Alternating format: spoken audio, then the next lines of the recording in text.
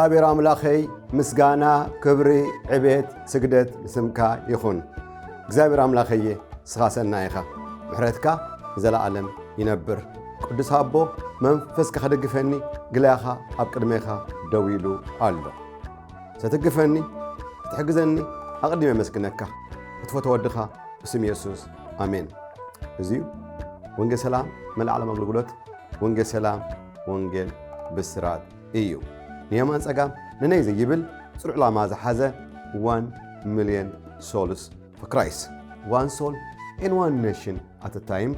anywhere, in any place, at any cost and sacrifice. ብዝብል ጽኑዕ ዱልዱል መርሖ መሰረተ ሚኒስትሪ እዩ። ክብሪ ንስሙ ይኹን። እዛ ቪድዮ ክለብ ስርሓ ዘለኹ ድሕሪ ካብ ሃገረ ኒካራጓ ተመሊሸ ምስ መጻኹ እዩ። ከምቲ ትሪእዎ ድምፀይ ቁሩብ ረጊዱ ኣሎ። ኣስታት 6 መዓልቲ ኮንፈረንስ ኣብ ሴንትራል ኣሜሪካ ነይሩና ኣብኡ ተመሊሸ መጽአ። እግዚአብሔር ኣምላኸይ ብኩሉ የመስግኖ ምሕረቱን ጸጉኡን ስለዘብዝሓለይ። ሎሚ ካብ ዝሓለፈ ወርሒ ዝቐጸለ ሓድሽ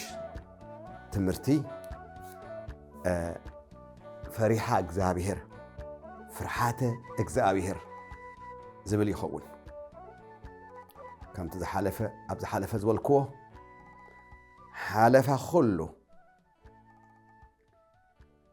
ብቐዳምነት ዝስራዕ ኣርእስቲ ፍርሓተ እግዚአብሔር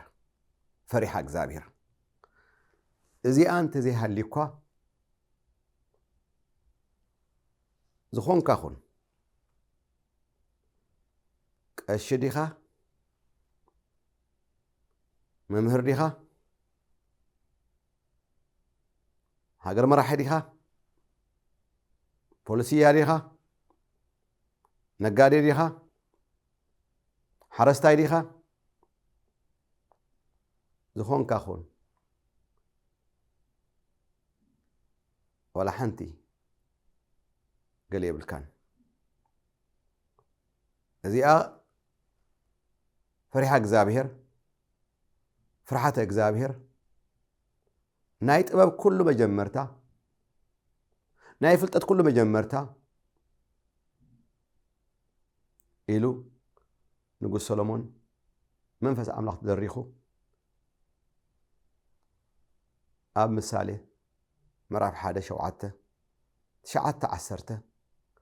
15:33 ተር ኣቢሉ ገሊፅዎ። ኣብ ዝሓለፈ ወርሒ ካብ ነጥቢ 1 ክሳብ ነጥቢ 35 ካብ ቀዳማይ ክፋል ክሳብ 7ይ ክፋል ርኢና። ሎሚ ካብ 36 ነጥቢ ክሳብ 40 ሻምናይ ክፋል ክርኢ ይደሊ። ፍርሓተ እግዚአብሔር ምፍራሕ እግዚአብሔር ድሕሪተ ዝምለሰ ኣነ ሕጂ ህይወት ከም ሓድሽ ተጅምራ ምስ ኣምላኽ ስጓም ዘሕለፍክዎ ብዛዕባ ጾምን ጸሎትን ብዛዕባ ምድራዊ ከም ሓድሽ ዝገብሮ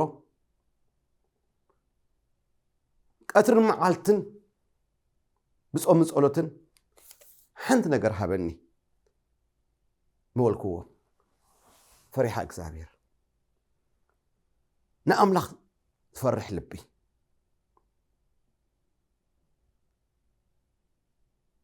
ካብ ቆልዕነት ጀሚሩ ምክንያቱም ዝዓበናዮ ኣተዓባብያ ከባቢና ፍርሃተ እግዚአብሔር ዝበሃል የለን ከም ባህልን ከም ልማድን ድላኻ ትገብር ኣረይ ምዕዱኻ مسأرك فصحليها حج عنر ششبل مصحف قدس كنز مهرو خالي أب مكب عصد خلته فقد حدا بجزء من نسنتك فتاريخ ذكره صبو معالت زي كونا خمس أخلوا كي تتعس حج من سيك اللخا نعم لغ فرحيو زيو كمهرو ناس قبا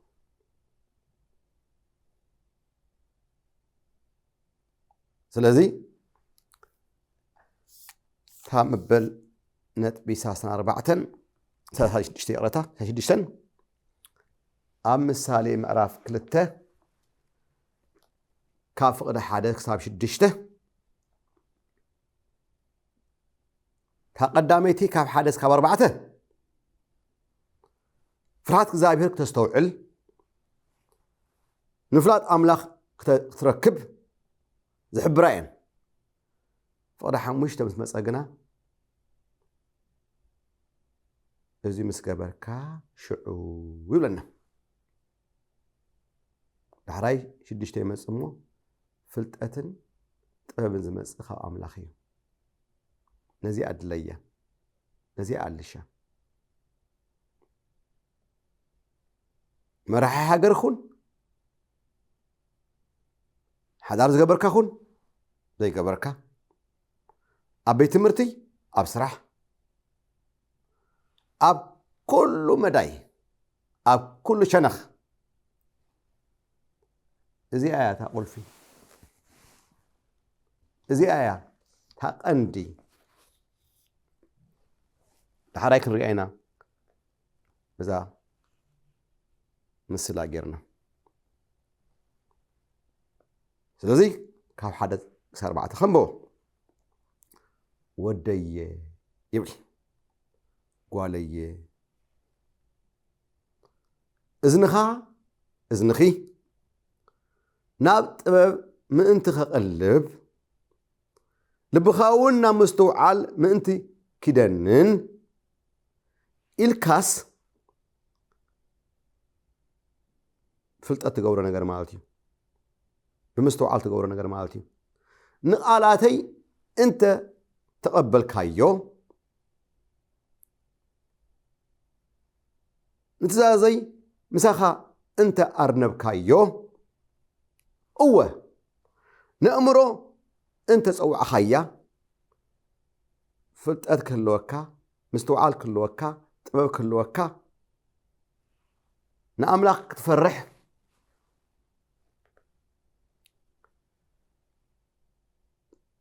نمستوعال كا انت دها خايا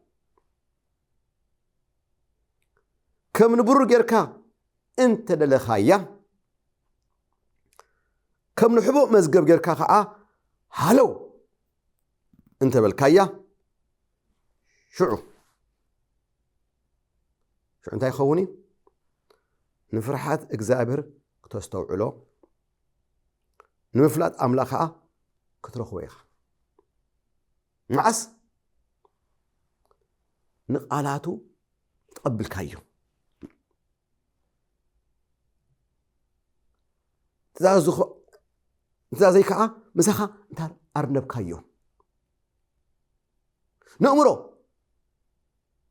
ويا خيا المستوعل تاري خيا كم نبر غيركا انت اللي خيا تقلش كايا شعو فرحات እግዚአብሔር تستوعلو مغنياتهم كاف فرحات እግዚአብሔር وصع PhD هالخا ماستر قال يبلكن زي آياتا نهيت بمجمرتا مغنياتهم تعطبب كلوكا خلو ايو نتمهار كيا تمرتي بخبي قركا صبق وسانه توسن صبق كاكفو اختلاليو بقنع من قدي تخيد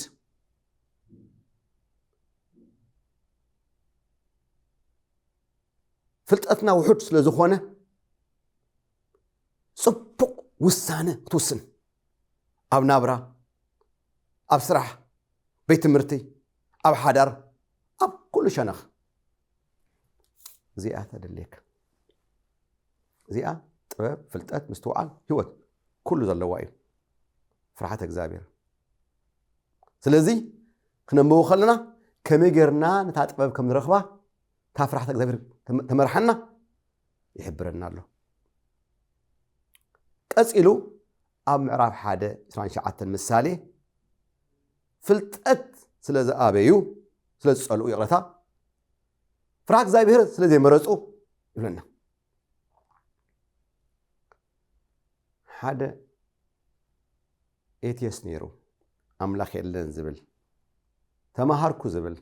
ግን ባዶ ዝኾነ መዋዕሉ ህይወቱ ፋኑን ክነብር ነይሩ ሓደ መዓልቲ ሞት ትበሃል ናብ ገዙ መፅያ ምክንያቱም ሰብ ሓንሳብ ንሞት ዳሕራይ ድማ ንፍርዲ ተሰርዖ እዩ ይብለና أبراهيم شعته إسرائيل شعته أب قدمي أودما أب فرد ومبر كريستوس كم نقرب دما خلا أورنتوس حمشته عسرته ينقرنا كمون أب كم هو دما أب إبراهيم أربعته فقدي عسرسته ينقرنا سلازي زي إتيس موته يقرته أب أف موت كموت مسكربة حدا زفولت أو أماني قدم زي باج أولو زنبرة كبس حي مسا أتا اللي صوعه حجخة أو أفموت اللوها زيوسوس هو تكهتوت للجو ويسمع يقوله من مهابني اتبلو زلخا كقبلو اتبلو زلخا حقي كوحطو يصقمني مغنياتهم تهيوتو زندقه انصر املاخي نزيو كامن اسنت كاجميركا بزعبا حق املاخ فرحت اغزابير خدنت قخلخا نخت قبلون لمؤمنون يصقمكن سبزيغن مواالو هيوتو سرتا انصار املاخي من مهابني لو كقبلك كاز ولو دلخا كقبلو مو يسوع كريستوس ولو دلخا كامنو قبل تشعمت سليك بموت كقبلو يصقمني عقمي باللين حيلي باللين يلو كمل يقبلك كايلو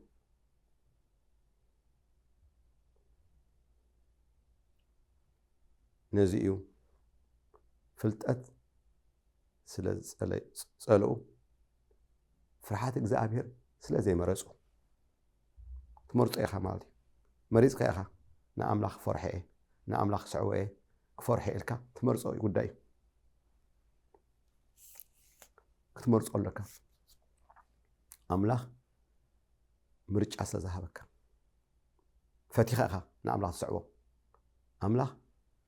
ሕያዋይ ኣምላኽ ሰብኣይ ገድድኒ ሰይጣን ዘግደካ أب قصليت الماني سالسيتي أب إسلام سلستن يغلطها 22:4 ምሳሌ عاسبي تحتنا فرحات እግዚአብሔር هابتن كبرتن هيوتني عاسبي تحتنا مالسي تحتي لك اخا ايفلط نسولك اخا كبا املاخ فلطه تقبل طب تقبل نعملك فرحت تخيل شعو اتي نأملاخ زفرح سب عاسبي كبرت هاللوه هابت اللوه كبرت هاللوه هيوت ما اللوه ملؤ زخونه هيوت مخنياتهم نأملاخ زفرح سب سم بيت أمخلص النخا بزي قدس زيس كرسوس أو هيوتك بوتا زلوه تفرحه أخبرتك أزيكب زبالة نغسل رابعيت نتبي 23 كاب 17 كساب 18 برقص عاسبي الله يبلنا برقص مسمنو حسنا تيخون تسميتك كنتو أيخونني يولنا برقص عاسبي الله يبلنا تيخون تسميتك هون كنتو أيخونني أمو لبخا كل معالتي فرحات እግዚአብሔር يحلوه አይወደን ገና አይወደን كيمر كله برقص عصب اللوه إيه تسميت كلمة كنت يخونني أما لبخا منو معالتي نإجزاء فرحيه مسبلة زي مسبلة إمبر بحاتي آيثنياتات أي تقنع نأملاخ زي يفرح زخو ولا تسلا يزور لاند كروزر يزور غزياوي مچرشتو بادو تنا املاخ تفرح كن عصب الله ويلو برقص عصب الله تسميت كون كنت يخونني منو معالتي نا املاخ فرحيه ابصراح سمع تخابيخا زقبر سرقي حاسوت وسنا قبو قبل سوزخونه اب قدمه املاح قبل كيبتلكا اب قدمه تقدس እግዚአብሔር ቆይታ ሰራዊት ተቀባልነት ዘለው ይመስለካ خابيخا ستقبلو لموديو محساو مسراء مثلال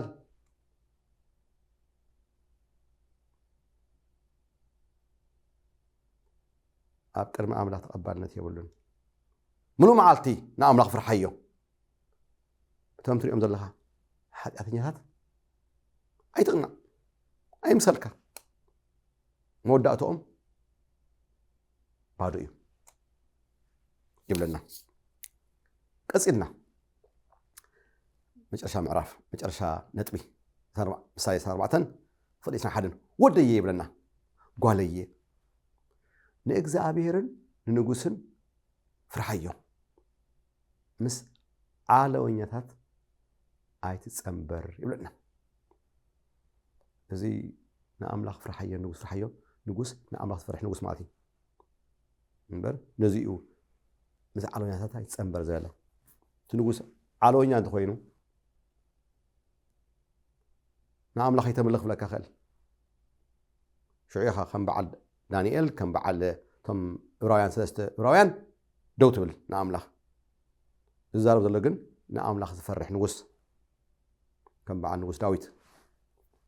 كان بعل نقص يسياس حياله مصحف قدس نأملاخ فرح 7 دورو زي فرحني يرون وكيات مرحت نيرو ንዓቶም እዩ ንኣምላኽ ዝፈርሑ ሰባት ንጉሳት ንእግዚአብሔርን ንጉስን ፍርሓዮ ይብለና መጨረሻ ክዛረባ ዝደሊ ኣብ ምሳሌ 3 ፍቅዲ 7 ዘላ እያ ባዕለይ ይፈልጥ ኣይትበል ምስ በለ ንእግዚአብሔር ፍርሓዮ እዚ ምግባርካ ንሕምብርትኻ ፈውሲ ንዕፅምትኻ ድማ ኣንጉዕ ኮነልካ እዩ ክርዳኣና ሕምብርቲ ማእኸላይ ናይ ሰውነትና ቦታ እያ ሴንተር ኣብዚኣ እያ ትምግውን ካብ ኣዲናት መፅበርት ናብዛ ሕምብርቲ ኣምብሊካል ኮርድ እዛ ኣራንሺ ናቫል ይብላት ናይ ሕጂ ሕምብርቲ ዝብሎ ናቫል እዚኣ እያ ምስቲ ኦም ምግቢ ትረክብ ነይራ ፍርሓተ እግዚኣብሔር ንኣምላኽ ትፈርሖ ከለኻ እዚዩ ንሰውነትካን መላእ ኣካላትካ ፈውሲ ጥዕና ኣጻጥምትኻ ድማ ኣንጉዕ ከምዛ መኪና ኦይል ቼንጅ ዘድልያ ኣንጉዕ ድማኒ ከም ድለኻ ዕፅፍ ዝርግሕ ክትብል ትወፅእ ተኣቱ ስለዚ ታ ቀንዲ ነዚኣ እንታይ ኢልዋ ፍርሓተ እግዚኣብሔር ፈሪሃ እግዚኣብሔር ባዕላይ ኣይትበል ኣይትፈልጥን ኢኻ ኩሉ ዝፈልጥ እግዚኣብሔር እዩ ምንስተ ዝብል ህይወተይ 30 ዓመት ምብላት ዝኽእል ቀትሪ መዓልትን ክንምኖ ዝደሊ እዚኣ እያ እዚኣ እታ ቁልፍ ነይራ ሓያሎ መዓልታት ጾም ጸሎትን ዘይረብሕ ዝሕለፍናዮ ብዛዕባ እዚኣ እያ ተቐንዲ ናይ ጥበብ ኩሉ መጀመርታ ናይ ፍልጠት ኩሉ መጀመርታ ዓንዲ ናይ ክርስትና ሓለፋ ኩሉ ኣርእስቲ ምስምካ ጽቡቕ እዩ PhD መሓዝ ዶክተር ምብሃል ቀሺ ምብሃል ካልእ እዚ ኩሉ ግን ንዓይ ወላ ሓንቲ ቦታ የብሉኒ ምስ ሹመይ ክደልያ ፀጊዓ ምስ ሹመይ ከተሓዛ ዝደሊ ንኣምላኽ ዝፈርሕ ኢዮብ ጽቡቕ ኣርኣያ እዩ ንኣምላኽ ዝፈርሕ ሰብ ተባሂሉ ፀዊዑ ንኣምላኽ ዮሴፍ ኣነ ኣምላኽ ፈርሐ የበለ ትብዓት ንኣምላኽ ፈርሐ ስማዕ ሓወየ ሓፍተይ ክቡራት ሰማዕተይ ኢየሱስ ክርስቶስ ናብ ህይወትካ ክመጽእ ሓድሽ ህይወት ክበካ ህይወትካ ብርሃን ክመልኦ ሓጥካ ድማ ይቕረብ ለልካ ምሳይ ዝሓፃር ጸሎት ጸሊ ብርክ ክበል ትኽእልካ ሓቢርካ ግን ሳይጸሊ ወእግዚአብሔር ኣምላኽና ኣብ ቅድሜኻ ንቐርብ ኣሎና ብሓጢኣተይን በደለይ ድማ ይእመን ደንቂ ጸለይ ምሕረትካ ኣባይ ይዕዘዝ ወእግዚአብሔር ኣምላኸይ ሓድሽ ህይወት ሃበኒ ወኢየሱስ ንዓና ኣብ ህይወተይ በደለይን ሓጢኣተይን ድማ ይቕረበሎ ደንቂ ጸለይ ዝሓለፈ ህይወተይ ከምቲ ስኻ ዝደልዮ ኣይኮነን እዩ ሎሚ ግን ቃልካ ሰሚዐ ኣለኹ ብብርሃን ክመላለስ ንዓኻ ክስዕበካ ወሲነ ኣለኹ ወኢየሱስ ንዓና ኣብ ህይወተይ ይልምነካ ኣለኹ ስማዕ ሓወየ ጸለይካ ዶ ጽቡቕ ጌርካ ኢየሱስ ዕርፊ ኣብ ኢዱ ሒዙ ድሕሪ ጥምት ንመንግስቲ ኣምላኽ ኣይበቅዕን በለ መስቀሉ ተሰኪሙ ዘይስዕመኒ ንዓይ በቑዕ ኣይኸውንን መስቀል ሓሰር መከራ ፀርፊ ውርደት ስቃይ ዝሓዘ እዩ ኣብ ክንዳይን ኣብ ክንዳኻን ኣብ መስቀል ተዋሪዱ ሰባት ጡፍ በልሉ ብዘንኪ ርእሱ ሃረምዎ እዚ ኩሉ ዝገበሮ ንዓይ ንዓኻን እዩ ስለዚ ኢየሱስ ዓቦ ክመጽእ እዩ እታ ግዜ ተወዲአ ኣብ መጨረሻ ምዕራፍ ኣሎና ጎይታ ኢየሱስ ደጊሙ ደጋጊሙ ራእይ ዮሐንስ 3 12 22 12 ከምኡ እውን 22 እስራ እነሆ ቀልጢፈ እመጽእ ኣለኹ ናብ ሰማይ ክዓርግ ከሎ ድሕሪ ሞትን ትንሳኤን ናብ ሰማይ ኣንቃሮም ክጥምጡ ከለዉ ኣገሩ ሕራት ምዕራፍ 1 ፍቅዲ 11 ሃንደበት መላእኽቲ ገሊፆም ኣቱም ሰብ ገይላን ንምንታይ ኢኹም ኣብኡ ደው ኢልኩም ናብ ሰማይ ጥምቱ ዘለኹም ከምቲ ሕጂ ናብ ሰማይ ክዓርግ ዘሪአኹሞ ከምኡ እውን ተመልሹ ክመፅኡ ኣልዎ እወ ተመልሹ ክመፅኡ ደወል ክድወል መልእኽቲ ድማ ክንፋሕ እታ ግዜ ኣብ መጨረሻ ሰዓት ኣሎና ሓወየ የሱስ ዓቦ ሓፍተይ የሱስ ዓብዮ ሎሚ ኣውዛዝም ኣለኹ ኣብ ቀጻላይ ፈሪሓ እግዚአብሔር ፍርሃተ እግዚአብሔር ዝብል ታሽዓይ ምዕራፍ ክንርኢና ወድሓንኩን ኣቸኹ ንኣምላኽ ኣሚኑ ዝሓፈረ የለን እምነቱ ኣብ ኣምላኽ ገይሩ ዝወደቀ የለን ድሓንኩን ባባይ